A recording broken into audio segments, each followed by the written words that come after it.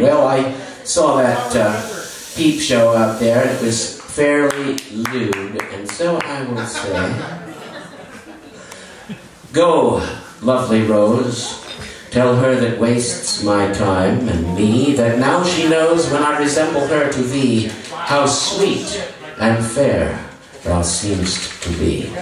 Tell her that's young, and shuns to have her graces spied, that hadst thou sprung in deserts where no men abide, thou shouldst have unremembered died. Small is the worth of beauty from the light retired. Bid her come forth, suffer herself to be desired, and not blush so to be admired. Then die, that she, the common fate of all things rare, may read in thee how small a part of time they share, that are so lovely, sweet, and fair.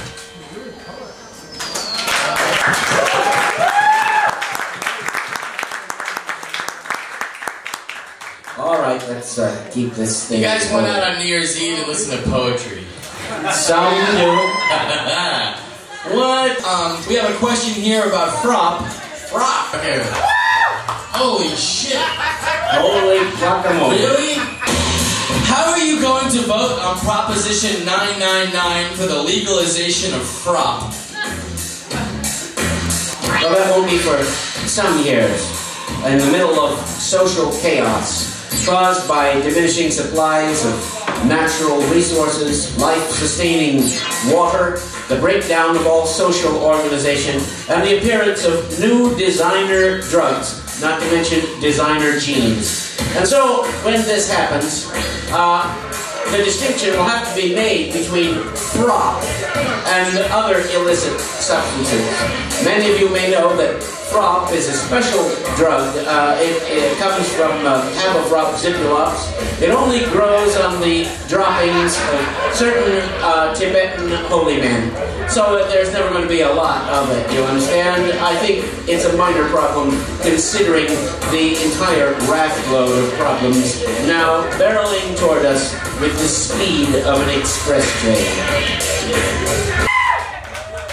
I love it when he talks about the droppings of Tibetan holy men. Well, it is necessary at times to cover these unwholesome subjects. Dr. Hal? Yeah?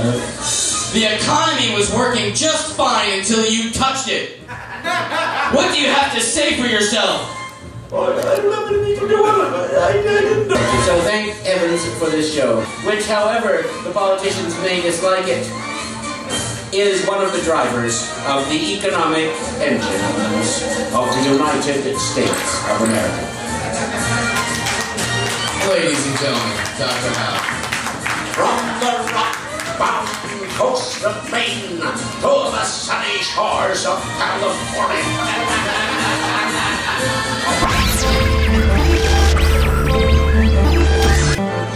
If I were precisely, and I mean precisely, exactly, on the equator, whoosh, right there on the equator. Yes. And there was a toilet right there on the equator, right? This is more than conjecture. There are toilets directly on the No, I mean fucking right on the motherfucker. Yeah, yeah. And I would take a dump. Well, naturally, A floater. And that floater was right on, right there. See what I'm saying? Yes, I see. You can guess the rest. The question is, which way would the swirling action go? Would it go as it should in the northern latitudes, or as it characteristically does, according to some tradition, in the antipodes, i.e. the opposite direction? Well, so evenly balanced on an imaginary line circling our right at the cummerbund level, it could go one way or the other.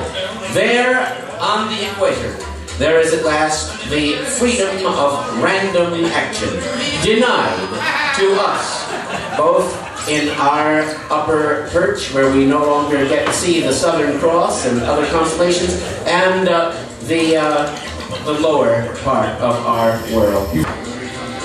Wiped out. Right. At least after the, movement.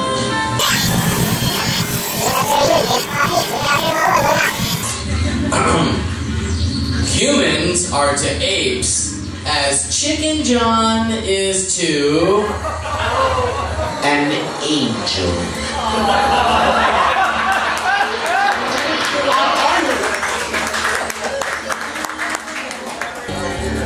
Just once in a lifetime, a man knows a moment. A wonderful moment when fate takes a hand. And this is your Krob moment. Sit right there, sit right there. Your destiny calls you. And we're going to make sure that it does. Here, smoke a pipe of peace. Courtesy of Krob.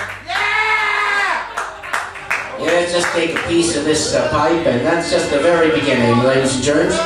Because we're going to answer your question Krob Moment style. The coveted Krob Moment Award for the last of the year. Yes, I'm killing you. That's great. Goes to you, Jay, for your bravery and temerity in posing us the question which I'm about to answer. Down the hatch. So this is a question. You want some water? Sit down and do as you're told. Now take this. You know how to operate this?